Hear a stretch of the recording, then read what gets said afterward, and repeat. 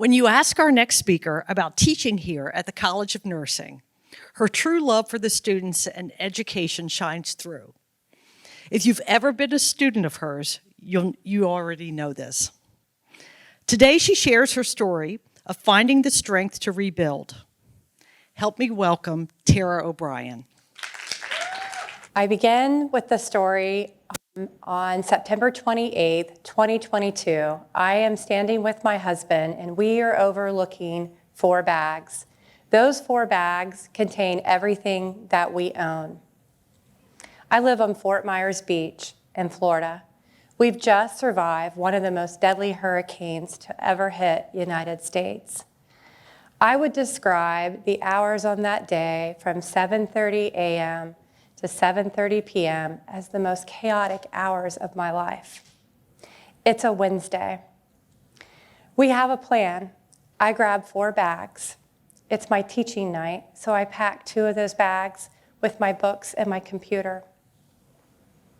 The Weather Channel is saying that we're going to get a 15-foot storm surge. To put that in perspective, that's 3 times my height. I live in a 1-story ranch home. Most of my neighbors on my street all live in a 1-story ranch home. The phone rings.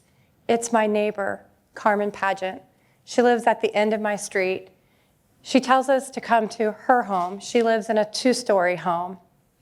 Many of my neighbors on my street also decide to go to the Pageant home. We refer to the Pageant home as the fort. It's a well-built home. We've all been there many times. It's safe, and we feel confident that we're going to be okay. As we all collectively gather into what we call the fort, we begin to look like the cast from Gilligan's Island.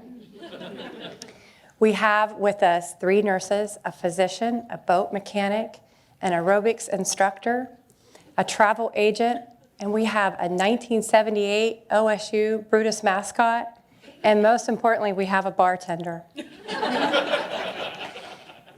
We each bought food and drink with us, which we placed in the refrigerator on the first floor of the home, or what we call the fort. We're standing on the first floor, and we're looking out a glass garage door. We can see the palm trees bending like rubber bands. We can see the waves from the Gulf of Mexico coming towards the home like a tsunami. Standing next to my friend, and she says, "Tara, is that water coming underneath the garage door?" I know we're in trouble. I start to hear alarms going off in the home. I turn, I look. There's water rising in the bathroom like a river. The garage door blows out into the Gulf of Mexico. The refrigerator where we had placed our food blows out into the Gulf of Mexico. The furniture is starting to float around us. We're grabbing as many things as we can to try to make it to the 2nd floor. We make it to the 2nd floor, and when we get to the 2nd floor, we're looking out the windows. We can see entire homes being washed out into the Gulf of Mexico. We can see boats, docks. We can see cars with their brake lights on. We can see our own cars being washed into the Gulf of Mexico. All you can hear is all of us screaming. The water continues to rise. By 3 o'clock, the water was coming into the second floor of the home. We began to plan how we're going to get into the attic. I thought the wind and the rain would never stop. I prayed to God, please save us, and he did. At 6:52, the water started to recede. I will tell you the next several days was like being in a war zone. There were piles and piles and piles of debris everywhere. Mud, sand, dirt. The homes in our community were unrecognizable. The homes had no windows, no doors, no garage doors. There was no landscaping left. All the beautiful trees were gone. There was no sign of wildlife. Everything was gone. We had all lost everything. We lost our homes, we lost our cars, we lost all of our clothes. But most importantly to me, I lost my 14-year-old German Shepherd, Max O'Brien. Max died from injuries that he suffered during the hurricane, and he died 3 days later. We start to hear about neighbors and friends that are missing. We find out that people drowned in the canal behind our house. We were rescued 6 days after. As I left, I started to think about how I was going to start over again. Where was I going to find the strength? Starting over for me is not new.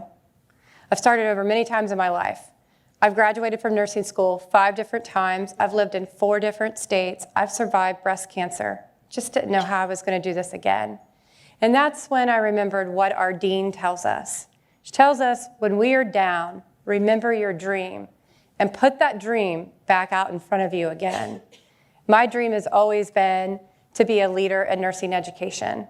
And I knew no matter what, that my students needed me. The College of Nursing sent me a computer and books within 1 week. I was back teaching my students 2 weeks after the storm. My students were unbelievable during this time. They sent me cards, emails, phone calls, just to let me know that they were thinking about me. And many of them shared stories where they had went through difficult or challenging times. I can tell you that I was able to find, through adversity, I was able to find joy, and that you can start over with only 4 bags and an awesome group of Buckeye nurses, family, and friends. And my hope is for all of you to find your joy. And go Bucks.